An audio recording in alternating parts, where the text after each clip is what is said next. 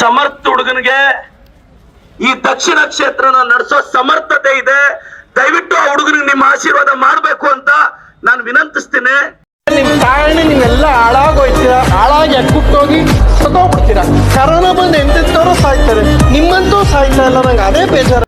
ಎಲ್ಲ ಮೈನಾರಿಟಿ ನನ್ನ ಅಣ್ಣ ತಮ್ಮಂದಿಗೆ ರಿಕ್ವೆಸ್ಟ್ ಮಾಡ್ತೀನಿ, ನೀವೇನೋ ಚಿಕ್ಕ ಪುಟ್ಟ ಅಸಮಾಧಾನಕ್ಕೆ ಆ ಬಿಜೆಪಿ ಅಯೋಗ್ಯರಿಗೆ ಮುಟ್ಟಾಳರಿಗೆ ಓಟ್ ಹಾಕಿದ್ರೆ ನಿಮ್ಮ ದೇಶಭಕ್ತಿಯನ್ನ ಪ್ರಶ್ನೆ ಮಾಡಿದವರು ಬಿಜೆಪಿ ಅವರು. ಯಾವ ಬೋಳಿ ಮಗ ಹೇಳಿದ್ರಿ ಏನ್ರಿ ಅದು ಮಾತಾಡೋದು? ಏನ್ ಮಾತಾಡ್ತಾರ್ರಿ? ಯಾವನ್ರಿ ಅವನು? ನಮಗೆ ಸ್ವಾಭಿಮಾನ ಇದೆ. ನಿಮ್ಮ ಮನೆ ಹೆಣ್ಣು ಮಕ್ಕಳನ್ನ, ನಿಮ್ಮ ಮನೆಯ ಹೆಣ್ಣು ಮಕ್ಕಳ ಬಗ್ಗೆ, ಮುಸ್ಲಿಂ ಸಮುದಾಯದ ಹೆಣ್ಣು ಮಕ್ಕಳ ಬಗ್ಗೆ ಕೆಟ್ಟದಾಗಿ ಮಾತಾಡಿದವರು ಆ ಬಿಜೆಪಿ ಅವರು. ಆ ಬಿಜಾಪುರದೊಂದು ಕೋತಿ ಇದೆ, ಮೈಸೂರದೊಂದು ಕೋತಿ ಇದೆ. ಕೂತ್ಗಳಲ್ಲಿ ನಿನ್ ಗೆದ್ರೆ ತಾನೆ. ಚಿಕ್ಕ ಪುಟ್ಟ ಬೇಸರ ಇರ್ಬೋದು, ಆದ್ರೆ ಅದು ಕಾಂಗ್ರೆಸ್ ಪಕ್ಷ ಇವತ್ತು ನಮ್ಮ ದೇಶದಲ್ಲಿ ಹಿಂದೂಗಳಿಗೆ ಎಷ್ಟು ದೇಶಭಕ್ತಿ ಇದೆಯೋ ಅಷ್ಟೇ ದೇಶಭಕ್ತಿ ಮುಸ್ಲಿಮರಿಗೂ ಇದೆ. ನಮಸ್ಕಾರ ಗಂಡು. ಗಂಡು ನಾನು.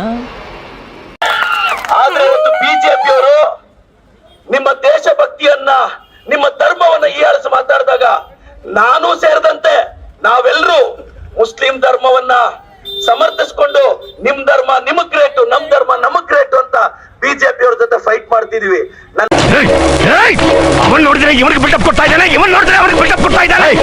ನನ್ನ ತಮ್ಮಂದ್ರಿಗೆ ಒಂದು ರಿಕ್ವೆಸ್ಟ್ ಮಾಡ್ತೀನಿ, 55-60 ಸಾವಿರ ಜನ ನೀವೇನಿದ್ದೀರಾ, ಎಸ್ ಸಮುದಾಯದಲ್ಲಿ ಬಹಳಷ್ಟು ಜನ ಹಿರಿಯರಿದ್ದಾರೆ ಸರ್. ಕಾಂಗ್ರೆಸ್ ಪಕ್ಷಕ್ಕೆ ಮೈನಾರಿಟೀಸ್ ಬಗ್ಗೆ ಪ್ರೀತಿ ಇರೋದಿಕ್ಕೆ ಈ ದೇಶದ ರಾಷ್ಟ್ರಪತಿ ಅಬ್ದುಲ್ ಕಲಾಂ ಅವ್ರನ್ನ ನಮ್ಮ ಕಾಂಗ್ರೆಸ್ ಪಕ್ಷ ರಾಷ್ಟ್ರಪತಿ ಮಾಡಿದ್ದು ಸರ್. ನಾನವನಲ್ಲ.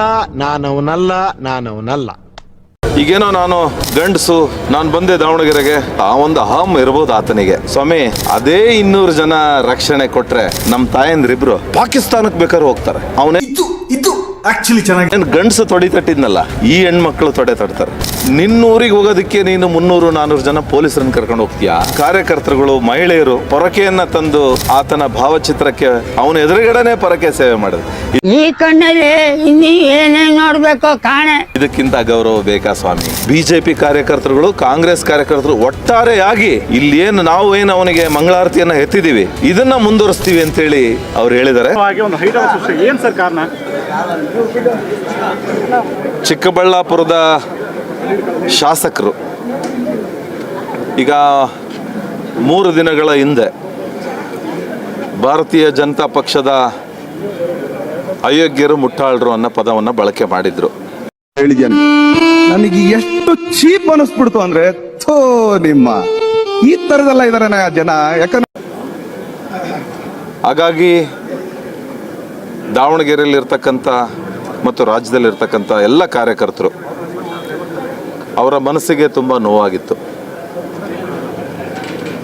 ಯಾರಾದರೂ ಒಬ್ಬ ವ್ಯಕ್ತಿ ಏನಾದರೂ ತಪ್ಪು ಮಾಡಿದಾಗ ಆತನಿಗೆ ನಿಂದನೆ ಮಾಡಿದರೆ ಪಕ್ಷದ ಕಾರ್ಯಕರ್ತರುಗಳು ಯಾವ ಕಾರಣಕ್ಕೂ ನೋವು ಮಾಡ್ಕೊಳ್ತಿರ್ಲಿಲ್ಲ. ನಮ್ಮ ದೇಶ ರೀ, ನಾವು ಕೊಟ್ಟಿರೋ ದೇಶ ಇದು. ಒಟ್ಟಾರೆಯಾಗಿ ಹೇಳಿದ್ರಿಂದ ಪಕ್ಷದ ನಿಯಮದಂತೆ ಅವರ ವಿರುದ್ಧವಾಗಿ ನಾನೊಂದು ಹೇಳಿಕೆ ಕೊಟ್ಟೆ. ನೀವು ಇದೆಲ್ಲ ಈ ಥರ ಮಾತಾಡೋದು ಸರಿಯಲ್ಲ, ನೀವೊಬ್ಬರು ಶಾಸಕರಾಗಿದ್ದೀರಿ ಅಂತ. ಅದಾದಾಗ್ಯೂ ಕೂಡ ಅವರು ಮತ್ತೆ ಅವರು ಮರು ಹೇಳಿಕೆಯನ್ನು ಕೊಟ್ಟರು. ಇಲ್ಲ, ನಾನು ದಾವಣಗೆರೆಯ ಏನಿಲ್ಲಿ ಮರು ಚುನಾವಣೆ ನಡೀತಾ ಇದೆ, ದಾವಣಗೆರೆಯ BJP ಕಚೇರಿಗೆ ಬಂದು ಅಲ್ಲಿಂದನೇ ನಾನು ಪ್ರಚಾರನ ಆರಂಭ ಮಾಡ್ತೀನಿ ಅಂತೇಳಿ. ಅಷ್ಟೇ.